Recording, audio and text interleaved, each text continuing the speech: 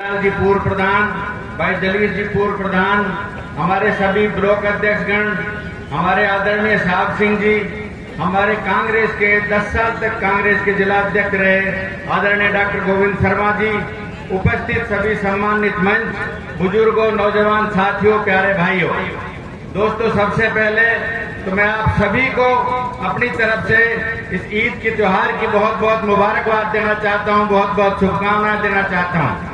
दोस्तों, आज जो हिंदुस्तान में चुनाव का बिगुल बज चुका है और आप सबको मिलकर के 19 तारीख को हिंदुस्तान की उस सबसे बड़ी पंचायत में अपना जनप्रतिनिधि चुनने का एक मौका मिलेगा।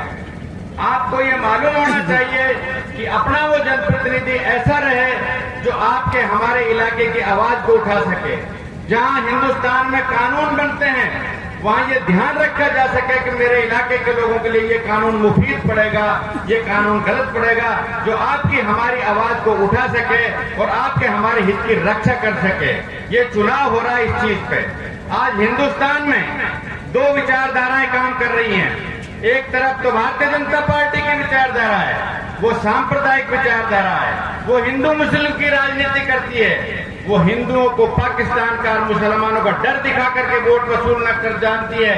वो उसके पास और कोई एजेंडा नहीं है, न कभी विकास की बात करती है, वो सिर्फ और सिर्फ आपस में लड़ाने की बात करती है, राम मंदिर के नाम पर सिर्फ वोट मांगती है। मेरे दोस्तों, 10 साल से आप लोगों ने उनके शासन को देख लिया और अब पिछले 4 महीने से आप देख रहे हो राजस्थान में उसकी पार्टी की सरकार है और उसने क्या हाल तुम्हारे इस मेवात में इस इलाके में मचा रखा है। इसलिए आपको बहुत सोच समझ करके कांग्रेस की जो विचारधारा है, कांग्रेस हमेशा सांप्रदायिक सद्भाव की बात करती है, प्यार मोहब्बत की बात करती है और सभी धर्मों के, जाति बिरादरी के लोगों को एक साथ लेकर के चलने की बात करती है। उस कांग्रेस पार्टी ने आप सबके हमारे बीच में आदरणीय बहन सजना जी को भेजा है, जो निश्चित रूप से एक बहुत सज्जन कैंडिडेट है। तो आप सबकी हमारी एक जिम्मेदारी बन जाती है कि हमें कांग्रेस के पंजे को ध्यान में रखना चाहिए।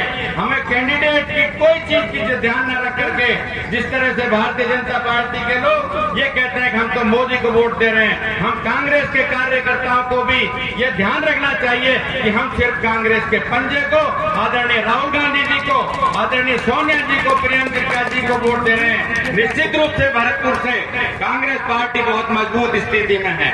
हमारी कांग्रेस के दिग्गज नेता जो आदरणीय महाराज विश्वेंद्र सिंह जी, भरतपुर की आन बान शान, आदरणीय जायदा जी, भंवरजीत अंदर जी, वाजिब अली जी, सभी लोग कांग्रेस की जी जान से मदद कर रहे हैं। आप हम सबको मिलकर भी हर आदमी को, हर वोटर को अपने आप को कांग्रेस का कैंडिडेट समझना चाहिए और ये इंतजार नहीं करना चाहिए कि संजना जी हमसे कहे हम प्रचार करें, हम वो घर घर जाएं। हमको खुद को अपना ये चुनाव समझते हुए, जैसे हर चुनाव को हम अपना समझते हैं, चाहे सरपंच का चुनाव लड़े, चाहे एमएलए का चुनाव लड़े, जब इस तरह से तुम गांठ बांध करके गांव गांव घूमोगे, प्रचार करोगे और अपने वोट परसेंट को हाई बढ़ाओगे, ज्यादा वोटिंग कराओगे, तब हमारी भरतपुर की सीट इंशाल्लाह चुनाव जीत करके जाएगी। और मेरे भाइयों, हमारे भाई यहाँ पर बैठे हैं, मैं आप लोगों से कहना चाहता हूँ, आप लोगों को बहुत सोचने समझने की जरूरत है। आज अपने वजूद का चुनाव हो रहा है। जब भरतपुर राजस्थान, हिंदुस्तान की पार्लियामेंट में हमारा नुमाइंदा ही नहीं रहेगा तो तुम्हारी कौन आवाज उठाएगा।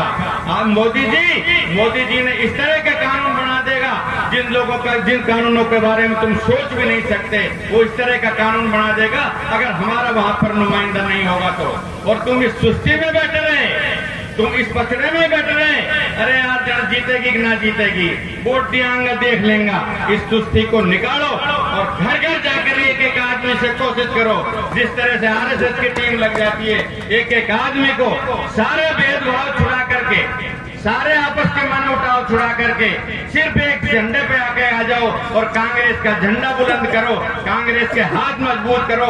आदरणीय अशोक गहलोत के, सचिन पायलट के, महाराज विश्वेंद्र सिंह जी के, राहुल गांधी जी के और हमारे मंत्री जी और हमारे लोकल नेताओं के हाथ मजबूत करो। कांग्रेस पार्टी निश्चित रूप से मजबूत होकर के उभरेगी और किसी की औकात नहीं कि कांग्रेस पार्टी के कार्यकर्ताओं की तरफ आंगली उठा करके देख जाए।